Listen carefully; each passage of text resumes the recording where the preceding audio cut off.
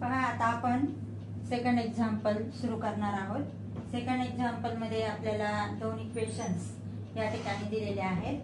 First equation is 10 upon x plus y plus 2 upon x minus y is equal to 4. त्यानंतर second equation आपल्याला दिलेलं आहे 15 upon x plus y minus 5 upon x minus y is equal to minus 2. असे हे दोन equations आपल्याला या ठिकाणी दिलेले आहेत. दोन इक्वेशन्सला आपण या ठिकाणी नंबर दिलेले आहेत.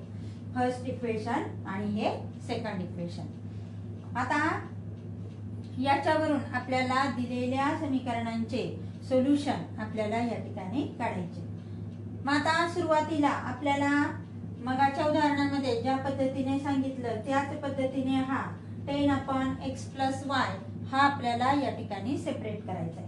म्हणजेच काय येईल या ठिकाणी 10 into 1 upon x plus y. म्हणजे त्या ठिकाणी 10 into 1 upon x plus y plus त्यानंतर 2 upon आता 2 upon x minus y हे दिलेले आहे आपल्याला या ठिकाणी पण काय लिहायचंय 2 into 1 upon x minus y is equal to 4. त्यानंतर हा 1 upon x plus y 1 upon x plus y is equal to m consider करू. त्यानंतर 1 upon x minus y is equal to n हा आपण कन्सिडर करू. म्हणजे त्या ठिकाणी 10 into काय आला या ठिकाणी हा काय कन्सिडर केलाय आपण m कन्सिडर केलाय आणि हा जो आहे तो n कन्सिडर केलेला आहे. म्हणजे 10 into n plus 2 into n is equal to 4. म्हणजेच आपल्याला इक्वेशन काय मिळाले या ठिकाणी पहा 10m plus 2n is equal to 4. ह्याला म्हणायचे इक्वेशन नंबर 3. म्हणजे इक्वेशन नंबर 1 वरून इक्वेशन नंबर आपण 3 काढलं आणि याच पद्धतीने सेकंड इक्वेशन वरून आपल्याला फोर्थ इक्वेशन या ठिकाणी काढायचे. मग या ठिकाणी काय येईल 15 into 1 upon x plus y. त्यानंतर minus 5 into 1 upon x minus y.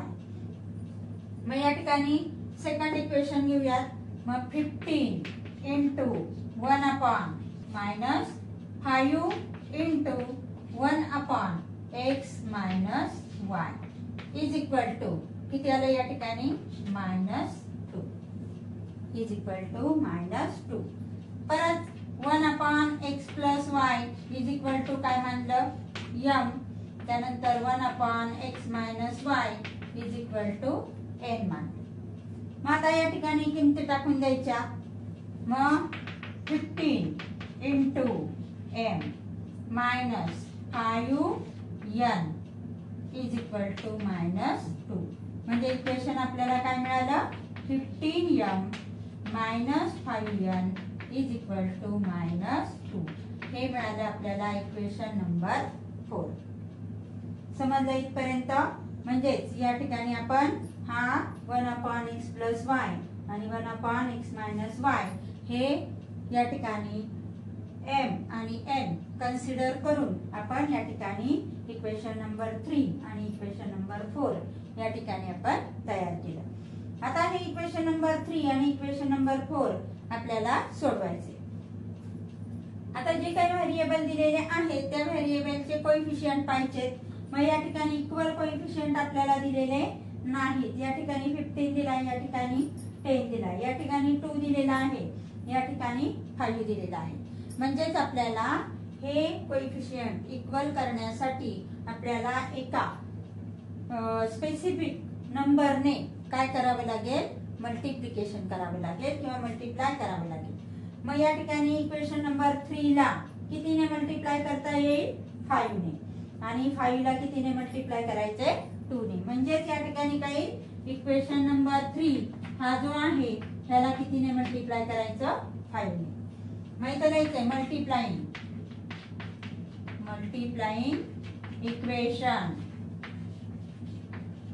Equation number कोणता 3 by 5. Equation number 3/5. म्हणजेच इक्वेशन नंबर 3 ला 5 ने काय करायचंय मल्टिप्लाय करायचंय. हे आलं इक्वेशन नंबर 3. काय येईल मग 5 × 10 काय येईल 5 × 10 50 m. त्यानंतर प्लस 2 × 5 काय येईल plus 10 n is equal to 4 × 5 is equal to 4 × 5 20. आता या ठिकाणी हे जे इक्वेशन आहे हे इक्वेशन आपल्याला 5 ने मल्टिप्लाय केल्याच्या नंतर म्हणजे इक्वेशन नंबर 3 ला कितीने मल्टिप्लाय केलं आपण 5 ने मल्टिप्लाय केलं म्हणजेच हे आलं इक्वेशन नंबर 5. त्यानंतर इक्वेशन नंबर 4 ला कितीने मल्टिप्लाय करायचे या ठिकाणी पहा 2 ने मल्टिप्लाय करायचे. इक्वेशन नंबर 4 ला कितीने मल्टिप्लाय करायचंय 2 ने मल्टिप्लाय करायचंय. मग 2 × 15 मग इथं लिहायचंय मल्टिप्लाइंग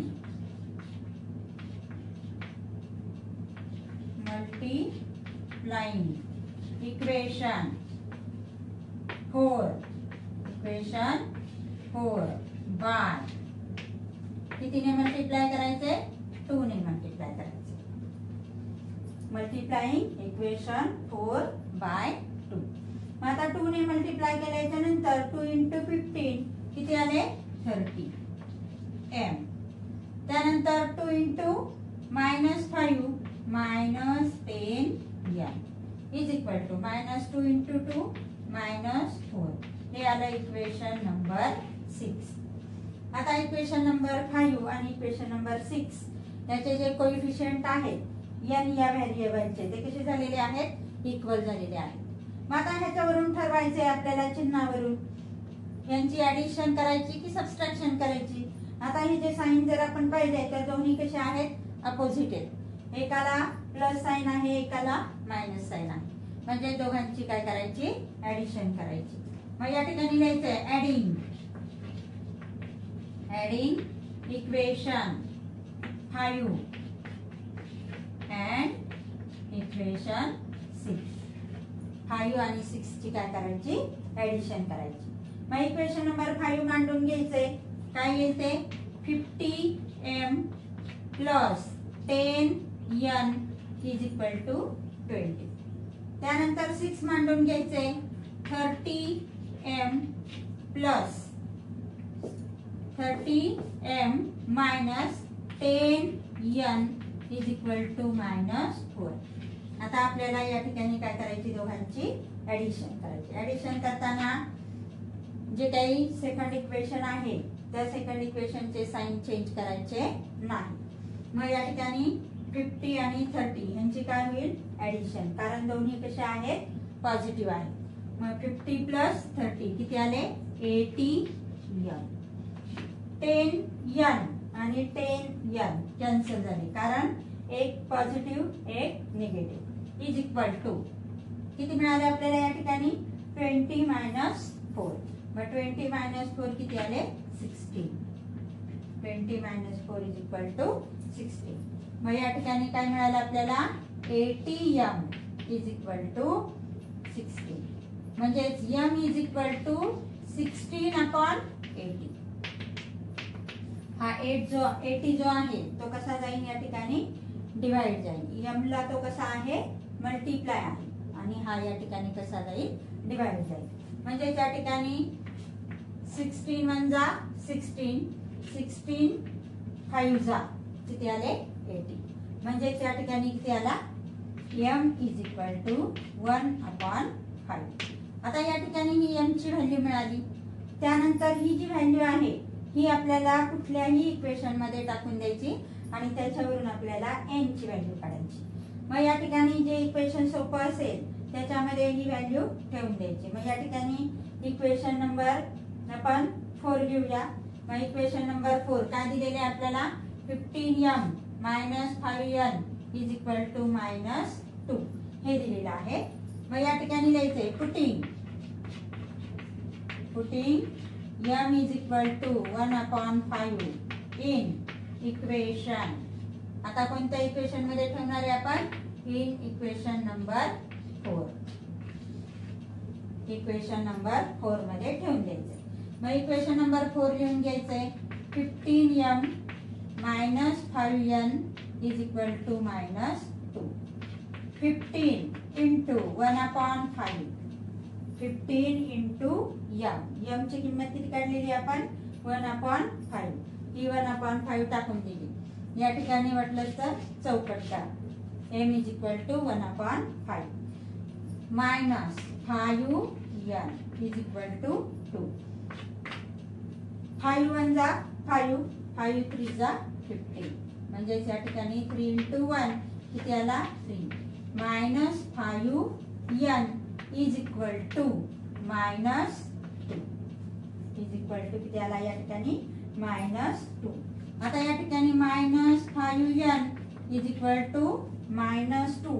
हा 3 कसा आहे इकडं प्लस आहे, इकडे जाताना तो मायनस होईल.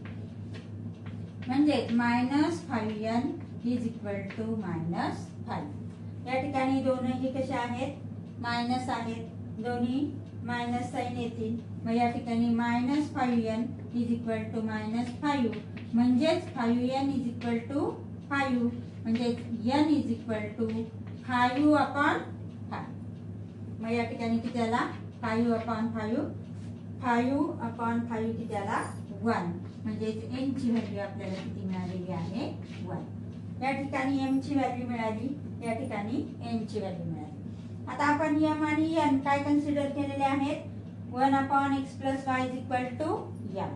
मग या ठिकाणी द्यायचंय 1/x + y is equal to m आणि 1/x - y is equal to m.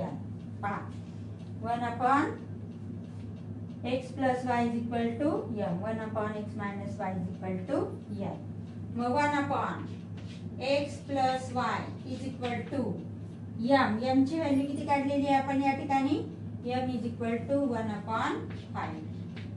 त्यानंतर 1/x - y is equal to n ची व्हॅल्यू किती काढलेली आहे आपण 1. n ची व्हॅल्यू 1. मग या ठिकाणी क्रॉस मल्टिप्लिकेशन परत. आता या ठिकाणी 1 म्हणजेच काय 1/1. मग क्रॉस मल्टिप्लिकेशन करायचंय x + y into 1. x + y into 1 म्हणजे किती आले x + y is equal to 5 into 1 किती आला 5. त्यानंतर या ठिकाणी पण x - y into 1 किती आला x - y is equal to 1 into 1 1. आता या ठिकाणी परत हे इक्वेशन नंबर 6 आहे. हे इक्वेशन नंबर आपल्याला या ठिकाणी किती मिळालं इक्वेशन नंबर 7 मिळालं. हे इक्वेशन नंबर 7 आणि हे इक्वेशन नंबर 8 मिळालं. आता इक्वेशन नंबर 7 आणि 8 आपल्याला काय करायचे सोडवायचे. आता इक्वेशन नंबर 7 आणि 8 चे जर ऑब्झर्वेशन केलं तर या ठिकाणी प्लस y आहे, या ठिकाणी मायनस y आहे. म्हणजे या ठिकाणी काय येईल x + y is equal to 5. x - y is equal to 1. या दोघांची काय करायची ऍडिशन करायची. म्हणजे या ठिकाणी +y - y कॅन्सल झाले. x + x किती आला 2x is equal to 5 + 1 6 आला. म्हणजे x is equal to 6/2. या ठिकाणी किती आला 6/2. मग 6/2 यांचं डिवायडेशन केलं तर या ठिकाणी किती आला x is equal to 3 मिळाला. 2 1 जा 2, 2 3 जा 6 म्हणजे या ठिकाणी किती मिळाला आपल्याला x is equal to 3. आणि ही जी व्हॅल्यू आहे x is equal to 3 he value equation number किती दिलेला आहे हे 7 दिलेला आहे त्याच्यामध्ये ठेवून द्यायचे. इथे लिहायचे putting the value of x is equal to 3 in equation number 7. मग इक्वेशन नंबर 7 मांडून घ्यायचे x + y is equal to 5. मग x ची व्हॅल्यू किती 3 + y is equal to 5 म्हणजे y is equal to 5 minus 3 म्हणजे y is equal to किती मिळाला आपल्याला या ठिकाणी 2 मिळाला. आणि म्हणूनच या ठिकाणी x ची व्हॅल्यू 3 आणि y ची व्हॅल्यू किती मिळाली 2 मिळाली. म्हणजेच दिलेले जे इक्वेशन्स आहेत त्या इक्वेशनचं सोल्युशन काय मिळालं आपल्याला 3,2. The solution of the given simultaneous equations are 3,2. आले लक्षात? आणि अशा पद्धतीने आपण दिलेलं जे इक्वेशन आहे ते सायमल्टेनियस इक्वेशन या ठिकाणी सोडवलेलं आहे. आणि अशाच पद्धतीने पुढची जी 2 उदाहरणं आहेत ही पुढची 2 उदाहरणं आपण घेणार आहोत.